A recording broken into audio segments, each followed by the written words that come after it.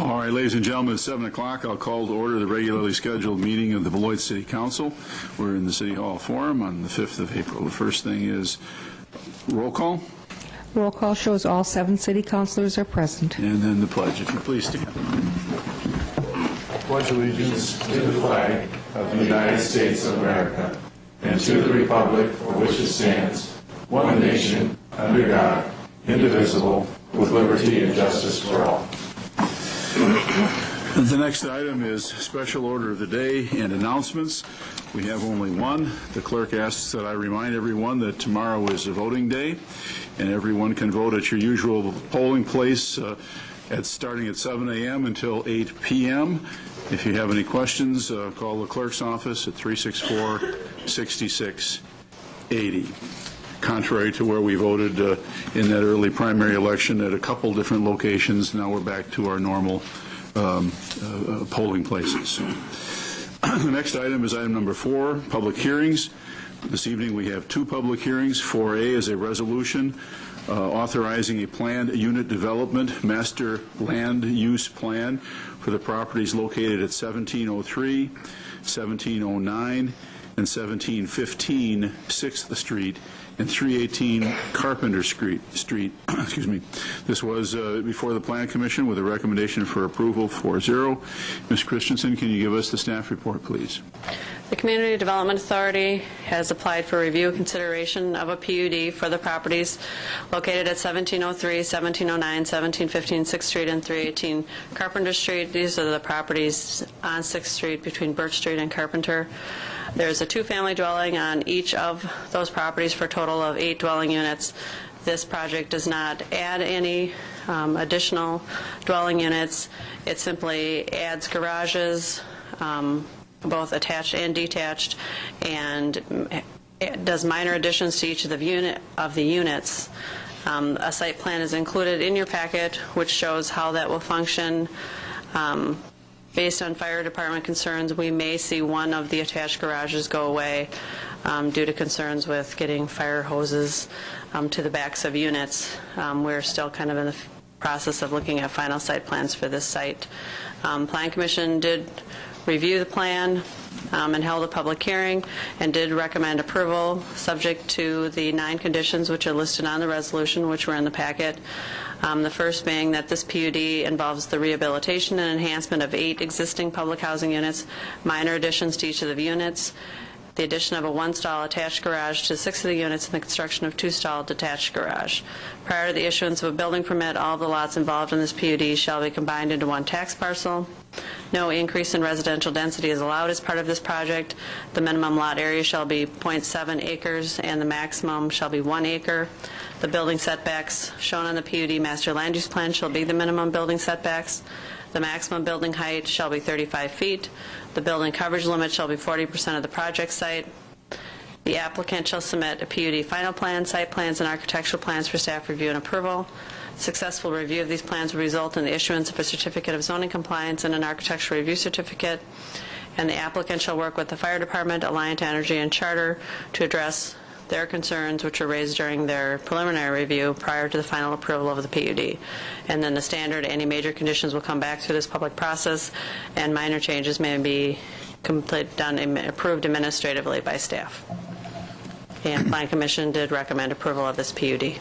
Thank you, Ms. Christensen. I will open the public hearing on a resolution authorizing a planned unit development master land use plan for properties located at 1703, 1709, 1715 6th Street, and 318 Carpenter Street.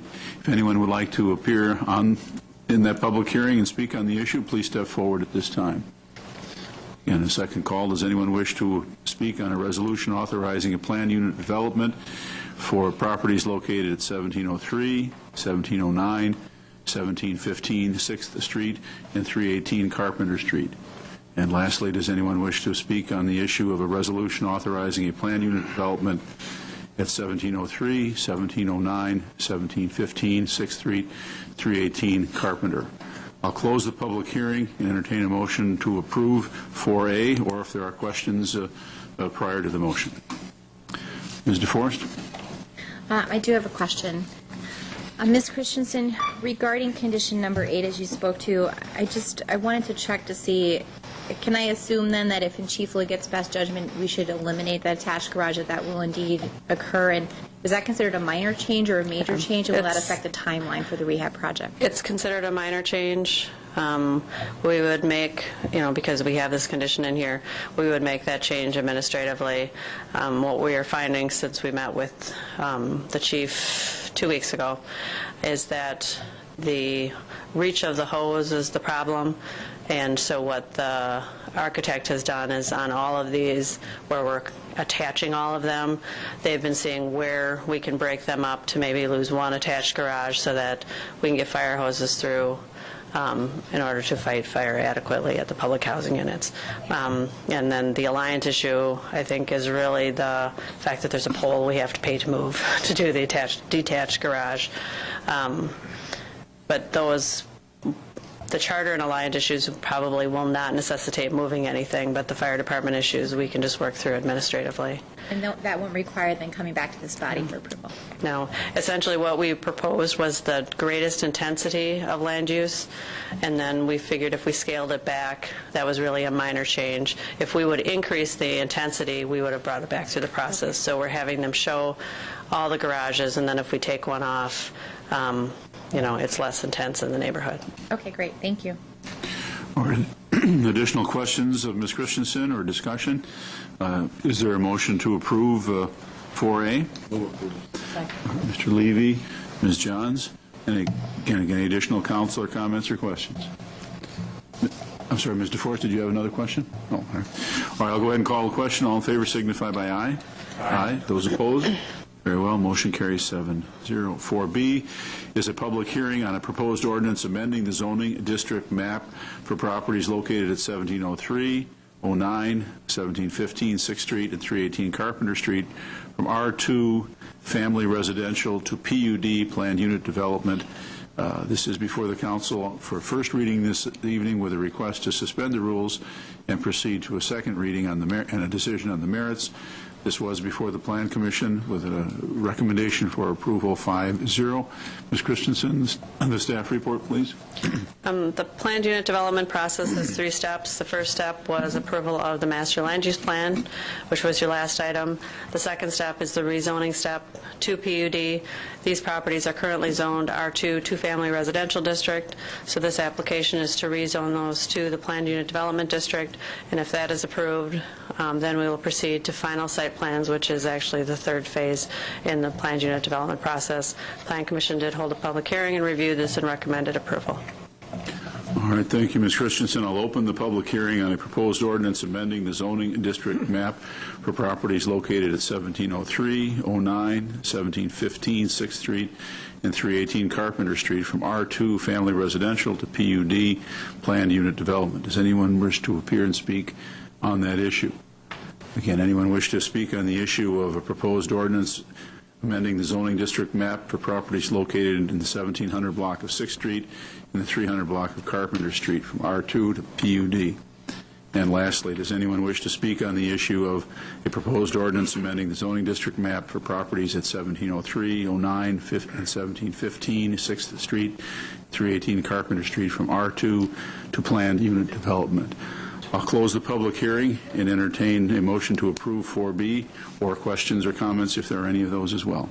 I would move approval of 4B. Suspend the rules. Excuse me. Thank you. I would move that we suspend the rules for the second reading. All right. Mr. Dench, Mr. Levy, any councilor discussion on that issue? I'll call the question. All in favor signify by aye. Aye. Those opposed? Very well. Motion carries 7-0. Is there a motion to approve 4B itself? Second. All right, Ms. DeForest, Mr. Haynes. Again, any councilor questions or comments? I'll call the question. All in favor signify by aye. Aye. Those opposed? Very well. Motion carries 7-0.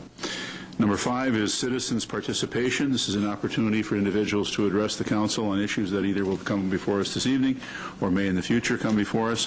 I would ask that if anyone does wish to address us, they limit their comments to approximately 3 minutes. And while I won't be aggressive enough to cut you off in mid-sentence, I would ask that you be considerate of other people if they wish to speak as well. So if anyone wishes to address the council, I don't have any sign-up sheets, but that's not necessary. If you want to tell us what's on your mind, please step forward. All right, seeing none, we'll proceed to number 6, the consent agenda.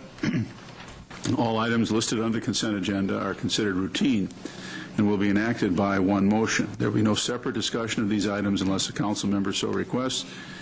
In that event, the item would be removed from the general order of business and considered at this point on the agenda. This evening, the consent agenda consists of items A through K inclusive. Does any councilor wish an item removed from the consent agenda? Ms. Johns? I wish to remove item J, please. J as in Jim? As in John's. Oh, okay. Oh, either way, it's just fine. All right, anyone else want anything removed? Had to lighten it up. All right, the consent agenda now consists of items A through K with the exception of item number J. Is there a motion to approve the consent agenda? So moved. Second. Mr. Levy, Ms. Johns, all in favor signify by aye. Aye. Those opposed? Very well, motion carries 7-0. 6J is a resolution awarding a contract C09-26, well 14, well drilling. Mr. Botts, can you give us a presentation on it, and then we'll proceed.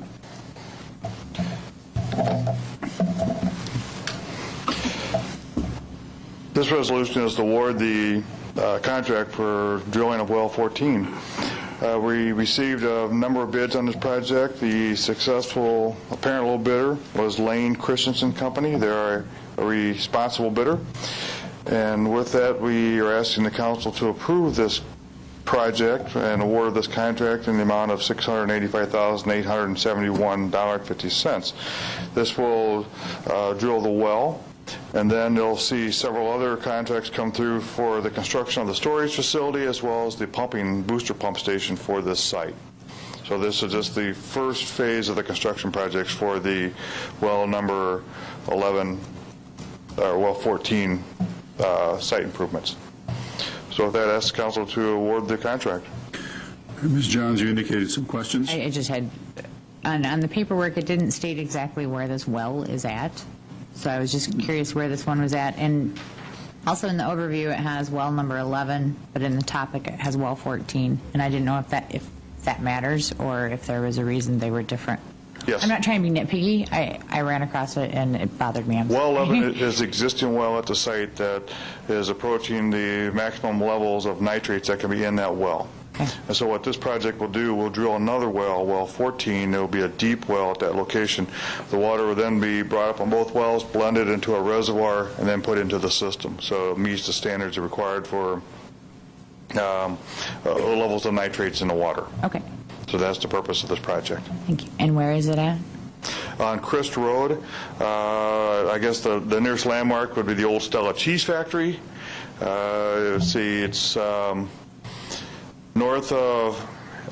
By the old town Beloit fire station over there? No, it's not that far north. It's on just east of Park Avenue, north of Elmwood. Okay. Up in there's kind of a little industrial area back in there. There's a bowling alley there. What's it? Bowler. Okay. Thank you very much. All right, additional councilor questions or comments? All right, is there a motion to approve 6J? Move to approve. All right, Ms. Johns? Ms. DeForest? Again, any further councilor questions or comments? And all in favor signify by aye. Aye. Those opposed? Very well, motion carries 7-0. Item number 7 is ordinances. This evening we have a number to consider. The first is 7A, a proposed ordinance amending the City of Beloit Comprehensive Plan 2008. This is before the council for a second reading. We had it a couple weeks ago, or actually 3 weeks ago now, as I recall. and there was a Plan Commission recommendation for approval. Ms. Christensen, any further comments or additional comments on it? What is before you tonight is a comprehensive plan amendment for a number of addresses. What Plan Commission recommended is included in your ordinance. What has been added since the Plan Commission recommendation were 2 addresses, 911 and 915 Broad Street, which were requested by the owner of the Clark gas station at Park and Broad to be added, and those have been added to be changed from office to community commercial. Just to remind you, at your last meeting at the public hearing, Mr. LaFaber came and asked that you reconsider the addresses on Prairie Avenue and leaving them the same. Those are the addresses that are on page 3 of 5 in the ordinance. He had made that request. If you were interested in making a change there, I would suggest you not change all of them on Prairie, because that would, you'd have spot zoning and creating a spot district for that commercial piece, 1824, that you rezoned. So if you are interested in accommodating Mr. LaFaber and the residents there, I would suggest you just remove 1836 through 1854 Prairie as addresses. But otherwise, the addresses before you tonight for change from the comp plan are 2562 Chopir Road, from institutional and community services to single-family residential, from community commercial to planned mixed use, 105, 135, 141, and 147 Park Avenue, 151 Park Avenue, and 912, 932, 938, and 944 St. Paul Avenue. Changing from planned mixed use to parks and open space, 1025 3rd Street. Changing from business park to parks and open space, 540 Colby Street. Changing from 2-family townhouse residential to neighborhood commercial, included in the ordinances from 1802 to 1854 Prairie Avenue. That's a continuous block. Changing from single-family residential to institutional and community services, 2291 Trevino Court. From general industrial to institutional and community services, 1111 Elaine Drive, and 2608 Weiser Drive. Those are wells 11 and 14, by the way. And then changing from planned mixed use to mixed residential, 1917 Elmwood Avenue, and 2612 to 2692 Sunshine Lane. Those are our public housing units. And then from office to community commercial, 911 and 915 Broad. And Plan Commission did recommend approval unanimously of most of those, except the addresses that 2 addresses I pointed out. All right, thank you, Ms. Christensen. Is there a motion to approve 7A? Move to approve. Mr. Haynes? And, I'm sorry, Mr. Forrest? I would like to make a motion to Sure. the 2008 comprehensive plan with inclusion, or maybe I should say with the elimination of the addresses 1836 through 1854 Prairie, as requested by the residents. All right. I had indicated with Mr. Haynes he was making the primary motion. Do you accept that as a friendly amendment? My motion. You withdraw yours? All right, then. Ms. DeForest's motion, is there a second for hers? I'll go ahead and second it. Ms. Christensen, did you have any further comment or information from Mr. LaFever? I know he appeared 3 weeks ago and indicated his objection. I think I had heard in some background that someone had met with him and explained things, and has his objection either been met or changed, or do we know if this is his current thinking? I do not know what his current thinking is. I talked to him after the last council meeting, and he indicated that he did not want to have to, he would essentially, by changing this, if we follow up with a zoning map amendment, he would have to get a conditional use if his rental unit became vacant for 12 continuous months, and he didn't want to have to go through that process. And his property is 1836 Prairie Avenue. And essentially what I wanted to be able to offer you is an option if you guys were interested in entertaining his request, which was his request was that you completely remove the entire, that 1800 block off of the ordinance. And 1824 was already rezoned to C2, and so not doing that whole block would be problematic. But taking 1836 to the north would, you just leave it as it is for the time being. And so you would still have a district of essentially two-family and a district of neighborhood commercial, because they both would encompass, one would encompass 3 parcels and one would encompass 4. Have we heard anything from the other property owners other than Mr. Lefebvre in this 36 to 54 range? No, we have not. Ms. DeForest, another question? I just wanted to emphasize, in my conversation with him, he was also concerned about the shift to neighborhood commercial for the budding up residences near that area. So just to share that, that's one thing that he shared with me. Maybe I missed something. What budding up residence? It's all already built up. What I can Ms. Christensen? share a map if you... Thank you.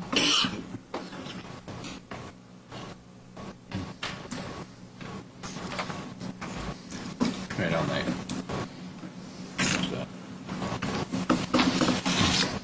Residence is behind. Oh, I'm sorry, butting up. I thought budding up. No, I'm sorry. I'm butting sorry. up. I think that it's a budding. Oh, right. I will articulate and enunciate. Either that or my hearing is I'm losing it. That could be it. All right. A butting. Yeah. Not budding. Yeah. All right. All right. We got.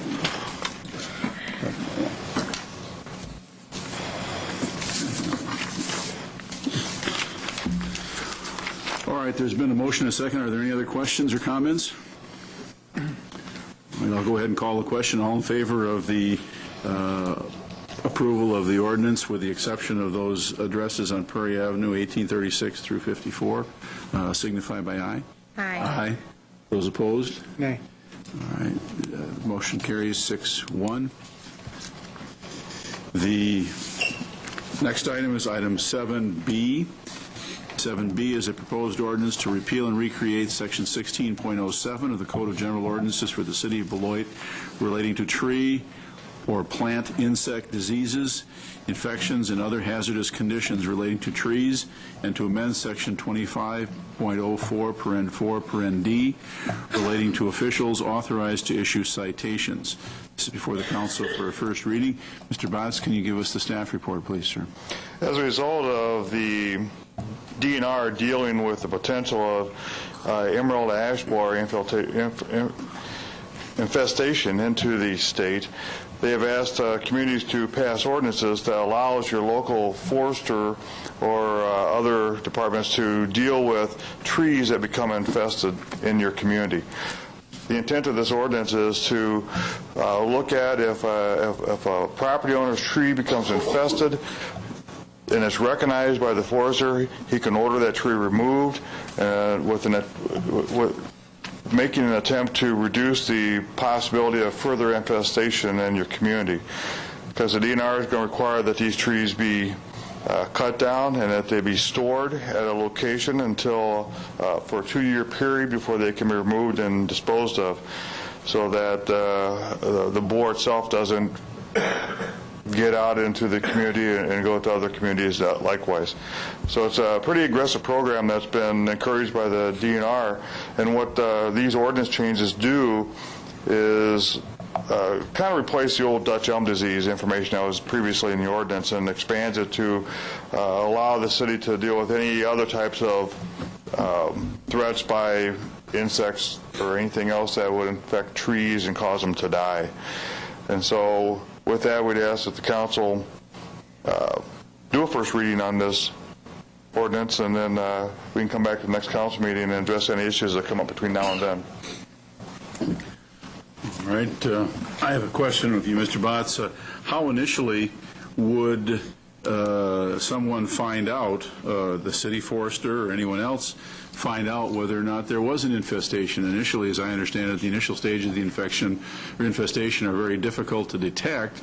And are we authorizing, by passing this ordinance, city employees to be snooping around people's property for no reason, or what's the triggering mechanism to get this going? We're not going to uninvitedly, go on people's properties. If there are some telltale signs of trees that are infected, if they're an ash tree, there's a number of those, and our foresters have been trained in trying to recognize some of those sites, some of those telltale signs of trees.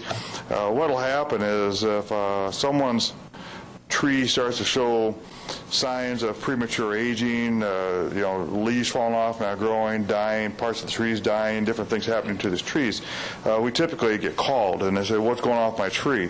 And, we'll go out and take a look at it. We certainly will encourage people to have, other professionals look at their tree if they deem that, our analysis of the tree is not that of emerald ash borer. And so, a consensus will occur, but if you go on the site and you can specifically look at, pieces of the tree, what Bruce Legowski, our forester, showed the council several meetings ago of what these trees look like and what to look for in these trees. Granted, they just don't show up as big red signs on trees that are full of emerald ash borer. It takes a lot of some research and be able to check those out. But if we notice it on our terrace trees, odds are it's going to be in a similar location on private property trees, and so at that time we'll work with the property owners to try to identify if there's a problem with their trees. Any idea what the rough cost would be of removal of these things? I suppose it depends on size. Size and location. It depends if they're near power lines, near a building. There's a number of things that would come into play for a service to come in and remove a tree. I really don't have any good ballpark price for those things right now. And is this the method that was generally used a decade or two ago, or a generation or two ago, rather, when we had the Dutch elm infestation? Or is this a different wrinkle on that? I don't know. I guess I wasn't around when the Dutch elm disease came through and how that was handled and how they tried to discourage that within the properties. But this is a process that the DNR is encouraging communities to look at to try to reduce the possibilities of this thing just taking over all the trees. If you can isolate it and go after those, you may be able to reduce the chance of it, getting into all your trees. Or at least slow its growth. Yeah. All right, Ms. Johns? Thank you, Mr. President. Mr. Botts, I'm looking at the way this ordinance is worded, and it appears that it would also give us the right to require a resident to remove a dead tree, period, regardless of what type of tree or what killed it. That's correct? We have that right to that right now in our current ordinance. Okay, so this is just adding to that? Yes. If there's a dead tree on someone's property, we want to remove before it falls on somebody or somebody's house or other property, their adjacent neighbors. So we do have that right now to order a dead tree removed. Okay. Thank you. Ms. DeForest? Yes, I have some questions. I'm assuming Bruce has conducted a citywide tree inventory, so he knows where, in particular, our ash trees are located, correct? On the public properties, yes. But he hasn't done that. We have done that on the public properties. We've inventoried all of our public property trees. We don't know where they're at on the private properties. Okay. Because I still have questions along with President Van de Bogart about inspection, because unfortunately I think a lot of residents aren't savvy enough to realize what's at stake here and to really look for identifying signs of concern. So, I mean, have we considered a little more aggressive informing residents and a little more aggressive using our urban he's not here, our urban forester, Bruce is probably going to kill me for this, to kind of knock on doors and be more aggressive about inspecting private property, or no? Or do you think that's stepping our bounds? I think Bruce has enough to do than rather run around and knocking on people's doors to look at the trees in their yard. But if we have a problem in the terrace areas in those locations, I'm sure that if he sees a tree in someone's front yard, it's you can there's telltale signs for it, and he can approach the property owner and say, look, you have a tree problem here. We can certainly inspect it for you and give you our thoughts on it, and certainly you can call service and have it verified. But if he can look at it and identify locations of where, the boreholes are or other telltale signs on what's happening with that tree, good chances are it has emerald ash borer, bugs in it. So, I don't think we have any intent of going out and trying to search around, but, if we see them and recognize them, we're going to approach those property owners that they need to deal with that. Right. Because we don't want it to get into all our public trees. Correct. Related to that, maybe I missed it, but I didn't see was it within 30 days that they have, once we notify the private property owner, they have 30 days to remove the tree, or we come in and remove it for them and then bill them for that. Is that correct? Am I interpreting that? Yes, that's what correctly? the ordinance says. Okay. All right, thank you. All right, any other questions or councilor comments? Or is there a motion to lay the matter over to our next meeting? I'd move that we lay over item 7B. All right, Mr. Dench, Mr. Levy, all in favor signify by aye. Aye. Those opposed? Very well. Motion carries 7-0.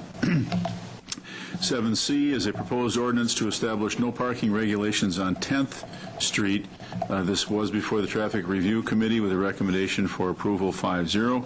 There is a request that we proceed with a first reading and then suspend the rules and proceed to an action on the merits. Mr. Botts, can you give us the Traffic Review Committee report? Yes, sir. This is a location that's at Royce School where the bus pull-offs are. The signage at that location did not indicate for except school buses and daycare vehicles like the other schools we had, and there was just so that everybody understood that school buses and daycare vehicles could use that bus pull-off area to load and unload their passengers. It's always been understood that they could use those, but we wanted this to clarify so it's consistent with all the other schools. So this came from the school district to clarify that area, and that's what the request is at this time, is to include no parking, stopping, standing anytime except school bus and group daycare drop-off vehicles for those locations. All right, thank you, Mr. Botts. Is there a motion to suspend the rules? Move to suspend the rules for a second. Ms. Johns? Second. And Mr. Haynes. Councilor, discussion or comments? I'll call the question. All in favor, aye. Aye. Those opposed? Very well. Is there a motion to approve 7C? Move to approve. Mr. Haynes? Second. And Ms. Johns. Again, any councilor questions or comments? All in favor signify by aye. Aye. Those opposed? Very well. Motion carries 7-0.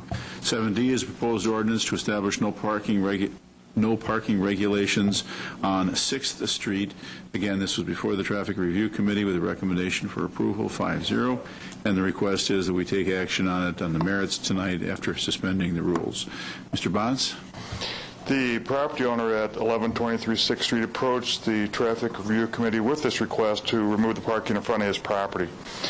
He has a disabled child which gets picked up by a bus, and if there's cars parked in front of his house, it makes it difficult for the child to have access to the bus. And so he has plenty of parking on his driveway for his personal parking. This tends to be neighbors and whoever else parking out there, and he would like to have the parking removed so that the bus has access into his property.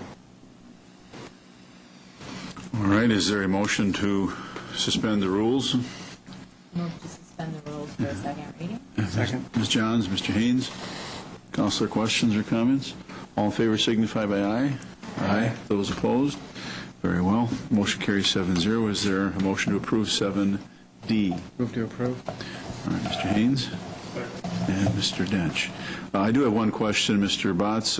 Were the neighbors to the individual notified of the proposed changes? Yes, typically around in the area there, the people are notified of this when it comes to traffic review. And did they respond at the Traffic Review Committee at all? There's no response other than just the property owner came to the meeting and voiced his request for the removal. All right, thank you. Any other questions or comments? All right, I'll call the question. 7D, all in favor signify by aye. Aye. Those opposed? Very well, motion carries 7-0. 7E is a proposed ordinance to establish no parking regulations on Keeler Avenue. Again, this is before the council this evening for a first reading with a request that we suspend the rules and proceed to action on the merits. Traffic Review Committee has looked at this with a recommendation for approval 5-0. Mr. Bonds? The property owner at 1255 LaSalle Street approached the Traffic Review Committee with a request to remove the parking. This is a corner lot at the corner of Keeler and LaSalle Street, and they would like to have the parking on Keeler removed because apparently a number of cars park out on Keeler and clean their cars, end up throwing junk and stuff out in their yard. And so she wants to have that parking restricted on Keeler Street. Traffic Review reviewed this and found that there shouldn't be a problem. She has parking in front of her property on LaSalle, and this would just remove the parking on Keeler Street. The parking Keeler Street on the other side, this is the south side of Keeler. On the north side of Keeler is the school district's property right at their administration building. All right, is there a motion to suspend the rules and proceed in action on the merits? Move to suspend rules for second reading. Ms. Johns and Mr. Haynes. Mr. Forrest?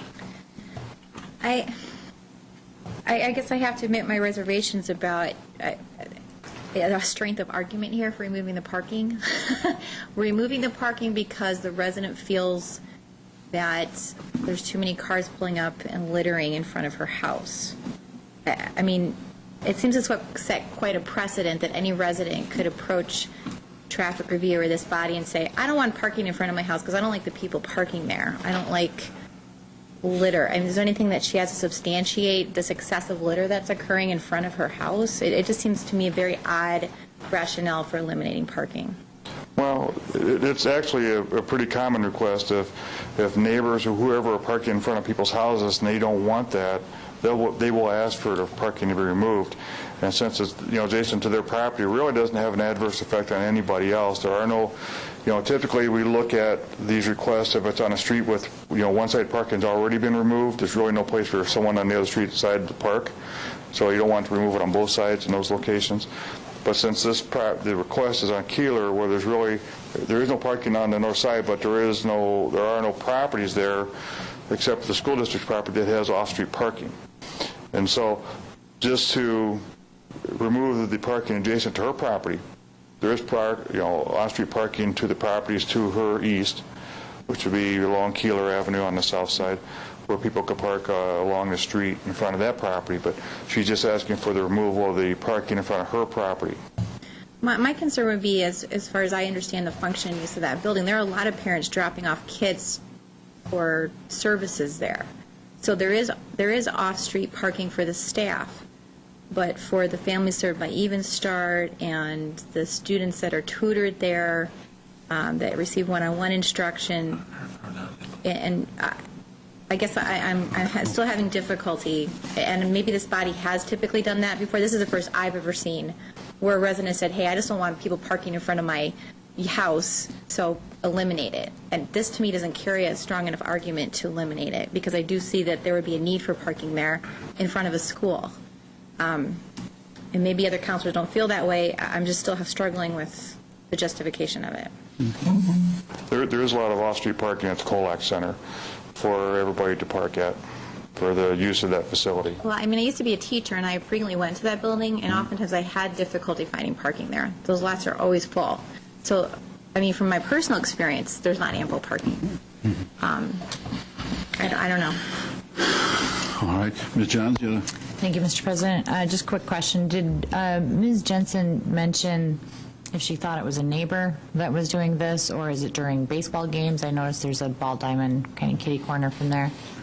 I don't think she got real specific on, who she thought of. It'd be only speculative to figure out, if she wanted to say, who may have been doing it. But, of course, it's typical to blame it on your neighbors. People are visiting your neighbors or parking out there and throwing trash out into your lawn. But, I don't think she had any, photographs of someone throwing out there and whose car it was and stuff like that. I guess the reason I asked that is because if it was something that was occurring during baseball games, I can't see where our patrol and our non-emergency police line is going to have the time to police such a thing. And if the sign is put up, then they have to police it. So I was just curious if there was a little bit more information on that. Thank you. There are both members of our police department and the school district staff, as part of the traffic review, who were there to discuss this issue if they had concerns with it. Mr. Noonan? Thank you, Mr. President. This section of Keeler is towards the easternmost portion, towards the end where it curves over into the dead end portion. It's a long ways away from the second parking lot at the Collex Center. So I would assume that there are very few people that use it from the school system. It's quite a ways from that. The woman that's requested this has lived there for over 40 years. And my understanding it's the first time that she's requested this. So she's very familiar with the baseball games and whatnot. So it's not a habitual thing. She's not coming before us all the time, but she feels that there's a need at this point for it. All right. Any other additional counselor questions or comments? This is a motion to suspend the rules. I'll call the question. All in favor signify by aye. Aye. Those opposed? All right. The motion carries 6-1. Is there a motion to approve 7E? Move to approve. All right, Mr. Haynes and Mr. Dench. Again, further counselor questions or comments? All right, all in favor signify by aye. Aye. Those opposed? All right, the motion carries 5-2, if I heard it right. Okay. Very well. Next is on the agenda is item number 8, appointments. There are none this evening. Item number 9 is counselor activities and upcoming events. Mr. Forrest, can you start us this evening? Certainly, I would be happy to. I would like to begin by thanking the small business owners who attended our informational meeting the city held to share with them the plans for the Cranston Street restructuring. I was very pleased with how Luke Arnold informed the residents who appeared, the owners that appeared for that informational session, and answered their questions and also addressed their concerns that they had just in general, city-related concerns. So I just wanted to pass my kudos on to Luke Arnold and also, of course, to Mike Flesch for the wonderful work that they're doing to reach out to residents and make sure that they understand the work that we're doing in the city and how it affects them. And I want to thank those residents for coming out to find out about the restructuring and how it would impact them and their wonderful input they shared. And I also would like to thank the residents that were here this afternoon for the workshop that we held, who were willing to be here to answer our questions related to considering the issue of allowing tow truck parking in residential areas, and want to thank them for their time in sharing with us their feelings about the matter and answering our questions. And I just want to again reiterate how much I appreciate the time that residents take when they go out of their way to inform us about how they feel about issues and take the time to come to us and address us at the meetings that we hold, and let them know that we certainly consider their input and take it very seriously as a body. And lastly, I would just like to encourage everyone to vote tomorrow. I've heard some comments from individuals that they don't see the need or the reason to because we have uncontested races, but I can tell you that personally it means a lot to me to see how many people continue to endorse and support the work that I've done as a city councilor, even though I am running uncontested. So I would like to encourage you to exercise your right to vote. Thank you. Mr. Dench? Well, I would like to also support that notion to get out and vote and remind everyone that there's at least one contested election on the ballot. If you don't know what it is, inform yourself and get to the polls and vote on it. Mr. Levy? Nothing. Mr. Haynes? Nothing to add. Ms. Johns? Thank you, Mr. President. Beloit's own destination imagination, excelling in teamwork, problem solving, and creativity, has qualified for the state competition, so I just wanted to give them a little congratulations. Would like to wish them the best on their competition on April 17th at UW Stevens Point. Also, congratulations goes out to our new Miss Beloit Scholarship Pageant winner, Jessica Guile. Also want to wish her the best of luck, and I'm very proud to have her representing Beloit at the Miss Wisconsin pageant in June in Oshkosh. Also had a note to remember to vote tomorrow. And I am not going to take your thunder, so it's off to you, sir. Mr. Noonan? Thank you, Mr. President. We were talking about this before. I got props again today. There's this wonderful group that's trying to support local World War II veterans, trying to get them out to Washington, D.C. to visit Arlington National Cemetery and the Iwo Jima Memorial and some others. It's a local group. vetsroll.org, or you can make contributions at Finnegan's RV. They're trying to allow 128 veterans of our greatest generation to go out there at no cost to them. They would be on motor coaches, and there would be emergency personnel to support them as well. So I hope people will look into this. It's a wonderful group. It's very exciting. Time is running out, so if you're interested, we still owe them a great deal of thanks. I'd also like to congratulate the Miss Beloit pageant on their 50th anniversary this year. Great organization. And also, as my fellow councilors had said, please get out and vote tomorrow. It does make a difference. And hopefully, as more people get out and vote, we'll encourage more folks to get involved in the process and hopefully run for office themselves in the future. And one last thing, though the deadline is passed, you still can fill out your census forms. It is critical to our community. So please, it only takes a few moments. Please fill out your census forms. Thank you. All right, thank you, Mr. Noonan. A lot of good comments tonight. We have had a 3-week break from when we had our last session, so last week wasn't real busy with the spring break and the Easter holiday intervening, but I did a number of things on behalf and with the city. 22nd of March, I attended a jobs summit at Blackhawk Tech along with some of our legislative leaders and other business individuals. 23rd, I attended an Alliant Energy session talking about their plans for this next year. The 24th, Manager Arft and I delivered Meals on Wheels, and I attended and was a judge at the Todd School American Woodman's Speech Contest, where 25th graders made interesting presentations and gave speeches. And then on the 26th, I attended the Downtown Business Association Awards banquet or festival or group gathering, and then attended the youth-to-youth alcohol use and abuse program at the high school. Again, I'd encourage everyone to vote, and that's my activities and upcoming events. Item number 10 is City Manager's presentation. 10A is a yard waste collection presentation by Mr. Botts. Thank you, Mr. President. I did hand out a brochure on everybody's desk. This will be going out in the newspapers and publications coming shortly. It is on our webpage that describes all of our yard waste and collection program. For this spring, our yard waste will be, or this is the Leafman Compost Center's hours for May and April and May. It is free for the residents to use this facility, and we encourage everybody, if they have large loads of stuff, to take it out there to these guys. It's easier than paying the $1.50 to get picked up curbside. Okay, beginning April 12th, which is next Monday, do not put stuff out on your curb this week. We will not pick it up. Next week, collect all your stuff and put it out there on your regular trash day. We'll be running this program for the next 3 weeks. So the next 3 trash days, you can put yard waste out curbside. You will need to have a $1.50 sticker attached to that, or a previous year's sticker will also work at that. As long as you have a yard waste sticker attached to your bags, bundles, or containers, we'll pick it up curbside.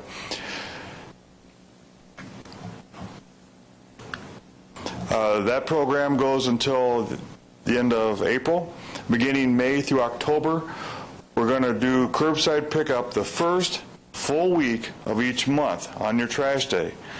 So if you look on the website, it'll give you each week that we're going to pick up the curbside the yard waste. It's on the first full week of each month on your trash day. We're not going to pick it up the other weeks of the month, just the first full week of the month.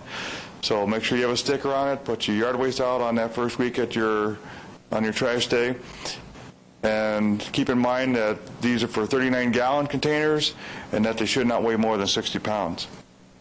And this program will go until October. The summer hours for Leafland changed are on Monday, Wednesday, and Saturdays. And this is a reminder, it is free to City Boy residents.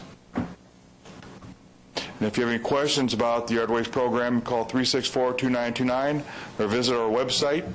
They can let you know anything you want to know about that program. And we encourage the people of Beloit to use it. It's a nice service, and we want it to continue. But keep in mind that for this first 3 weeks, it's on your trash day. And then at beginning of May, it'll be the first full week of the month is when your pickup is. If you have a City of Beloit Public Works calendar, it's identified in the calendar on what days that we do the curbside yard waste pickup program. So this is a wealth of knowledge. It has everything in there you need to know about our programs. If you don't have one of those, contact 364-2929 and they'll make sure you can get one. Also, there's the information about that program is on the website too. So we're trying to get us the information out as much as possible to all those affected, and then certainly feel free to call if you have any questions. Mention the location tags. Mention where we can get the tags. You can get them at all city facilities, at both Ace Hardware locations, Woodman's, and Shopko are the locations where tags can be purchased. But if it's a library? The library probably has them too. It's a city facility. Yeah. Well, I don't know if the library does have them or not. Not on the list. Now, the City Hall Treasurer's Office, Public Works, that's the Operations Office, Grinnell Hall, Senior Center, and the Leisure Services Office at the corner of White and Riverside Drive. All of those places will have stickers. Is it possible to make them available at the library? We'll check on that and see if those guys will sell them. Why not? That's probably the most frequently visited public facility. We'll check with them and see if that can work out for those guys. Sure. Any other questions? Thank you very much. Thank you, Mr. Bunce. All right, item number 11 is reports from boards and city officers. 11A is a resolution awarding the sale of $4,165,000 in taxable general obligation corporate purpose bonds, Series 2010 Recovery Zone Economic Development Bonds. Mr. York, can you give us the presentation, please, sir? Thank you, Mr. President. We did sell GO bonds this morning. We had a bond sale for the general obligation portion of the city's financing for this spring to fund our capital improvement projects for 2010. We did receive bids from 6 underwriting firms on the bonds that we were planning to sell. That's $4,165,000 of GO bonds. The winning bid quoted a net price of a little bit over 3%. These bonds are going to be sold as Build America Economic Recovery Zone bonds. They do carry a 45% tax credit rebate back to the city on the interest that we pay on the bonds, and over the 20-year life of the bonds, the city will realize about a $1.1 million savings as a result of this program, and it does net us an interest rate of just slightly above 3% over the 20-year life of the bonds. With us this evening is Mike Harrigan and Don Gunderson with Ehlers & Associates. They're the city's financial advisors. They handled the sale this morning for the city, and they're here this evening to give more of the particulars about the sale that occurred this morning. And with that, I'll go ahead and let Mike or Don, whichever is planning to make the presentation to the council this evening. Thanks.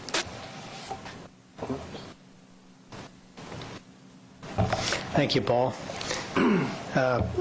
Paul did a really good job of summarizing the report, so I don't have a lot to add other than that we were very pleased with the results. This is a sale, as I indicated briefly in advance of this meeting, that set a little bit of a first, in that it's a program that up to now has really been only been capitalized for the most part upon by counties in Wisconsin. This Recovery Zone Economic Development Bond Program is one that is available if counties will work with their local governments and municipalities. And again, I'd like to credit the city for taking the initiative to pursue that with Rock County, and also congratulate the county for their willingness to be helpful to the city in that regard. Paul and City Manager Arft were insistent upon wanting to try this, and as a result, the city was able to obtain an additional 10% benefit here in terms of the cost of the interest. So congratulations on that effort. As was mentioned, the low bid here was submitted by BMO Capital Markets out of Chicago, and there were 6 bids. Their net rate was a 3.042%, and this is for 20 years now. So that's an extremely attractive low rate in this market, or any market for that matter. I won't go through a lot of detail on the rest of the bids. They're all there and listed in rank order. The sizing of this is set forth, and it is reflecting your capital projects. I will just mention briefly the fact that when we did this estimate, we were working on the sale preliminarily. We had identified that the total cost of this with principal and interest over a life of 20 years was estimated at $5,637,000 on page 6 of our presentation report. On page 7, we actually plugged in the final rates, and with the lower interest rates that we did receive, you're at $5,504,000, or about $130,000+ less than what was the original targeted estimate. So with that, the council is comfortable. You did have your rating reaffirmed by Standard & Poor's at an A+ level, very strong rating, and that contributed to the positive bidding that you saw in the market on your behalf today. Mr. President, I'll be glad to answer any questions. Can you speak to that issue, Mr. Harrigan, the A+ rating and the effect that has on our borrowing program, and if we didn't have it, the potential effect on it, and what other communities of our size in Wisconsin are doing? And I'm pretty impressed with it, but maybe I'm just inside baseball, and my perspective isn't as wide as it should be. Well, I think you've attended some of the rating presentations that we've undertaken in the past, so you've seen firsthand the process that the communities have to go through in order to reaffirm or to obtain a credit rating. It essentially is an opinion from an independent agency as to how likely it is you are to repay your debt. And they look at a variety of factors, and this is a process that's used consistently across the nation, and so that the factors, the benchmarks that they're applying to you are the benchmarks that are applied everywhere. The A+ rating is a very strong investment grade rating, and in Wisconsin, the average is actually a half a step. If you were to average all of them, they would fall more in the category of a notch below you in the A category versus the A+ category. There are more in the A2 category than there are in any other classification or the A category in Wisconsin. So you come in a notch above that. I can tell you that ratings are even more important today in the bond market than they were ever in the past. And communities that are not rated or that are rated below an investment grade rating or in the lower end of an investment grade rating are going to be paying substantially higher interest cost today. And what I mean by that is at least 0.5% more in that category versus what you're paying. And on this size of an issue, that's a lot of money. So by maintaining your rating quality and taking care of the things that you can control, some things you can't control, but the things you can control, things like maintaining a solid fund balance over time and responsible budgeting. These are all things the management team has done consistently with your direction, and this is helping you to maintain that good rating that you have. It's always helpful to be able to either maintain or go up on the rating scale rather than to go backwards, and you've done that. Okay, thank you. Any other additional questions for Mr. Harrigan? Mr. Forrest? I actually would just like to make a quick comment. I do want to publicly, again, thank Paul and Larry for aggressively advocating that the city of Beloit gets some of the county's share of the superbab. So thank you for being aggressive about that, because it certainly has made a difference in cost savings for our taxpayers. So thank you. right, any other additional counselor questions or comments? Is there a motion to approve 11A? All right, Ms. Johns and Mr. Dench. If I recall correctly, we need a roll call vote on this. Counselor Noonan? Aye. Counselor Johns? Aye. Counselor Haynes? Aye. Counselor Vanderbilt? Aye. Counselor Levy? Aye. Counselor Dench? Aye. Counselor DeForest? Aye. All right, motion carries 7-0.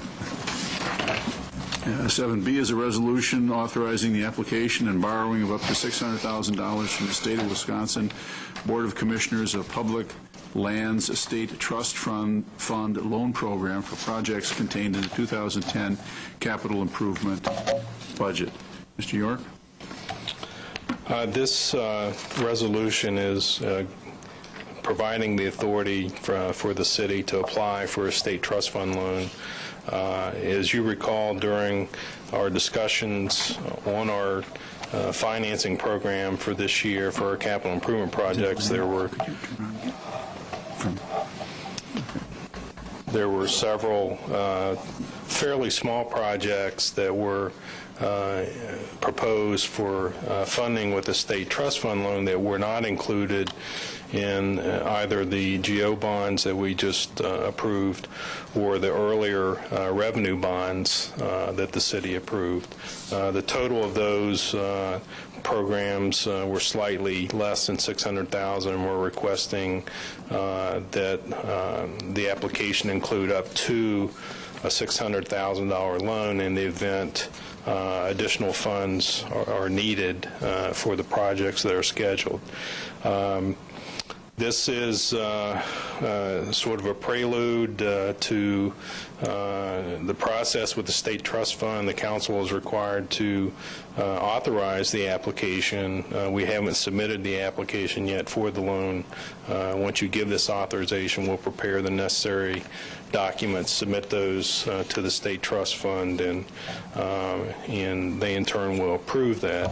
One thing I would like to add, this loan will also be submitted as a Build America bond program. If you recall last year, the two state trust fund loans that we received, one to fund the library improvements, the furniture and fixtures for the library, and also another fairly small loan for capital projects that we had last year.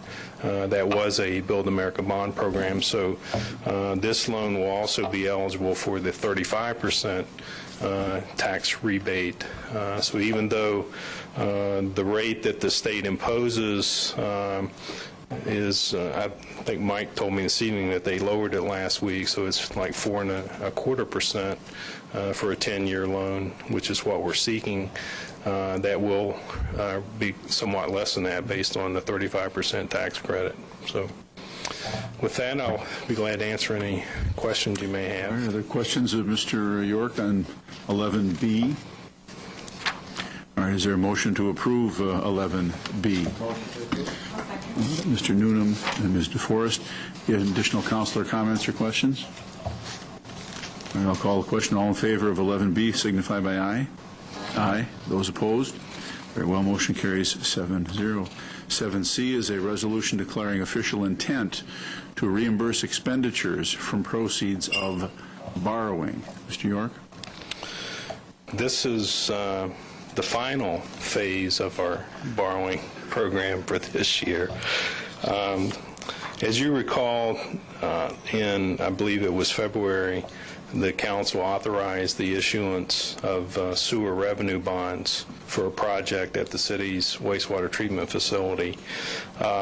Several weeks ago, we met with Mike Harrigan and discussed the issuance of that debt, as well as the application for a clean water fund loan through the Department of Natural Resources with the state of Wisconsin. The DNR Clean Water Fund loan program offers very attractive financing. More than likely, If we receive a loan through that program, it'll be even at a lower interest rate than the 3.04% rate that we received this morning on the GO bonds that we issued. It'll probably be less than 3%. For the 20-year life of the loan for the wastewater project. One of the requirements that the DNR has, since we've already incurred some preliminary expenses for that project, and more than likely by the time we actually will close on this loan, as well as starting to receive funding on this, we'll have incurred possibly some construction-related expenses on the project, and we're required, actually by federal law, the Treasury Department requires the city to declare its official intent to reimburse itself from the proceeds of that borrowing for monies that we've already spent or expenses we've already incurred. And that's the purpose of this resolution this evening, is to allow us to reimburse monies that we've already spent for this project from the proceeds of this Clean Water Fund loan that we're seeking application for. All right, and we couldn't do that if we didn't have this resolution? No.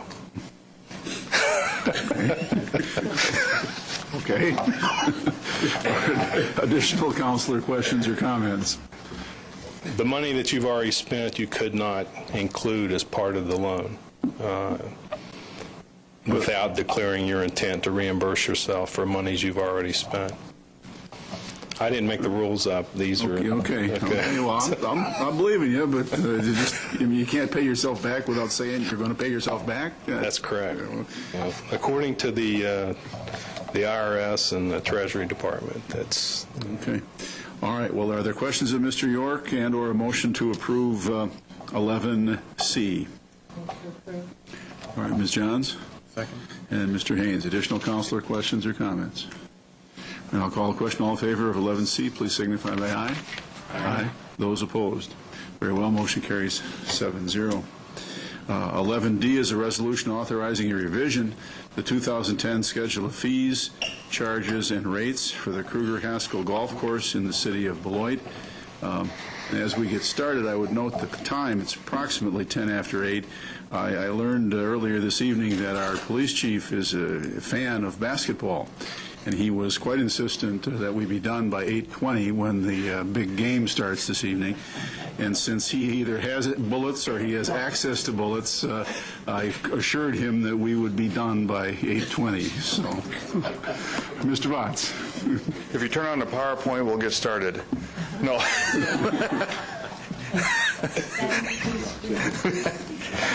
Before you is a resolution to amend the 2010 schedule of fees, charges, and rates, and particularly for the Kruger-Haskell Golf Course. After the end of the year, we look at we kind of more or less audit the rates of play and a number of other things we look at as far as measuring how well our course did through the year. And we found that there's several areas at which we feel that we could adjust the rates in order to better improve our income for the golf course. So what's being proposed to you tonight is to adjust a number of the daily play fees. And we believe that this will encourage more play at the golf course. We've looked at adjacent golf courses to find out what they've been charging for spring and summer rates, and we feel we're very competitive with the area golf courses. This would include Winnebago County and Janesville courses are our prime competition. And this does not affect the season passes. There wasn't an intent to change those. We believe those are pretty good. And we also looked at how to better accommodate our senior players and our junior players, because if we can make the cost more effective for the junior players, we'll get more of those folks out there and play, because those are going to be our people who are going to help support us in the future. And we want to help out the senior folks because they've been the ones who've been supporting the facilities for a number of years. So we want to make sure that we're allowing them opportunity to play. So primarily this affects the daily play numbers, and we believe this will help us out with increasing our revenue for this year. All right. Questions of Mr. Botts, Ms. DeForest? Yes, sorry, Chief Jacobs. I'm just curious about the input received from the Golf Advisory Committee about these fees. I believe it was taken before the committee, and they had some discussion, and I believe that's whatever input they give to them at the time was used. Okay, so they were in agreement that these fees seemed reasonable, and I wasn't at the meeting, so I don't know all the details on what the discussion, there wasn't a vote taken or anything like that, I don't believe. okay. Thank you. All right, I have a question, Mr. Butts. The timing of this, the merits of it, first of all, it seems to me it's an $11,000 item, is what's listed as. But the timing of it is what bothers me.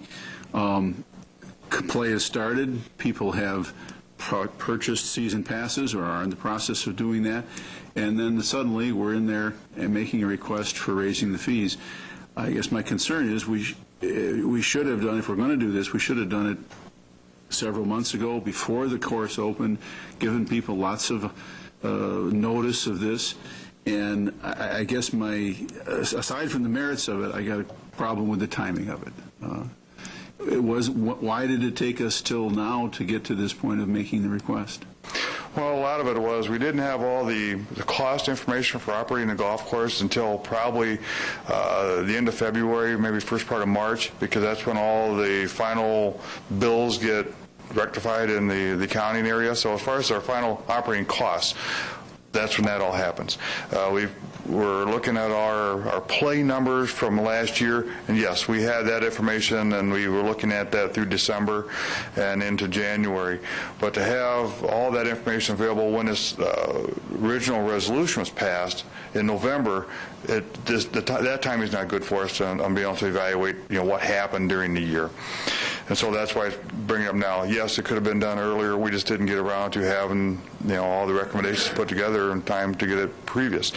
The senior passes are not changing, so that if people who bought those and use those are now, that they're not being affected. There is a early season rate. There's the regular season rates don't start until May 15th, and so those are the ones primarily being changed, and so those aren't even into effect yet. And so that's why we thought we needed to do it now before those changed, because if we had waited any longer, obviously it had been difficult to do it. But they're on daily play, so it's when you show up at the golf course, that's the fee you pay. It's not where you buy a pass and show up out there and all of a sudden now you got to pay something different. That's not the case. The passes are all sold, and that's what's being charged for the users of those. Ms. Johns? Thank you, Mr. President. I just wanted to pass along, I actually think this pricing structure is a fantastic idea. It's very enticing to get people to play additional 9 holes, keep them on our course, and it doesn't cost us anything extra to have them out there. So I thought it was a very good structure, and I look forward to seeing how it works. Thank you. Thanks. Ms. Johns? Or excuse me, Ms. DeForest, excuse me. Yeah, I guess following up with Mr. Vandenberg's question about timing, can we assume that next year we will see the fee rate increases that are being proposed at the same time we'll look at other amenity fees during their budget cycle? Because part of I was quite caught off guard by this because we've looked at fee rates and fee increases, and we look at them as a package in terms of how they completely affect the resident. And so it's very difficult for us to place this in part of the package that we've already voted on a long time ago. So can we request that this come to us at an earlier time as part of our natural budget cycle, and we look at fee increases at that time, or is that not realistic in terms of what the golf course can project in terms of need? Well, it is not realistic. And because we don't have all the numbers in to know what our costs were to operate during that year. We don't have all the play numbers in because the course is still operating in November when this passed. So that's why we, would do this afterwards. I mean, we certainly would make an attempt to it, but it's only a guess. I mean, it's a guess anyway because you're guessing how many rounds of golf you're going to have to play at the course. You have no control over the weather conditions that are going to allow that to happen. But we look at the history of what we've been getting, and to get a full history, we need a full season of play. And so we could have that information, and we could certainly look at trying to do something more earlier in the season. But This one doesn't fit well with the timing of the passage of the whole resolution for all the fees. Okay, all right, thank you. All right, additional counselor questions or comments? Mr. Dench? Just two things. I think, Mr. Botts, part of it is that your market surveys, the results of those can't come in until the spring because a number of the courses, particularly private ones, haven't even set their rates until certainly after the first of the year. And a lot of this is based on those surveys. Is that correct? Correct. We'll find a lot of the courses that don't even make their regular season play rates available for us because we went to a number of the courses trying to find those, and they weren't really excited about letting us know what they were going to charge this year. And the other point, Mr. President, you described this as a fee increase, and for the record, I want to make sure it's understood that some of these rates go up, but there are almost at least as many that go down. And the whole structure is to encourage 18-hole play. And 18-hole play for a number of these is down, some of them fairly substantially. And it brings 9-hole and 18-hole closer together. But certainly people that regularly play 18 holes will actually be saving some money. Yeah. All right, any other additional counselor questions or comments? I believe, Ms. Alexander, we've had a motion and a second? Or not? No. We have not, okay. All right, well, my thought was that the revenue projection was an increase of 11,000, and it was cut up differently, but yeah. All right, is there a motion to approve 11D? I would move. I'll second. I move to approve. All right, Mr. Dench and Ms. Johnson seconding. Any further counselor questions or discussion? All right, all in favor signify by aye. Aye. Those opposed, nay. All right, motion carries 6-1. Who was the name? I was the nay. All right, is there a motion to adjourn at 8:17? All right, all in favor, aye? Aye. All right, we're adjourned.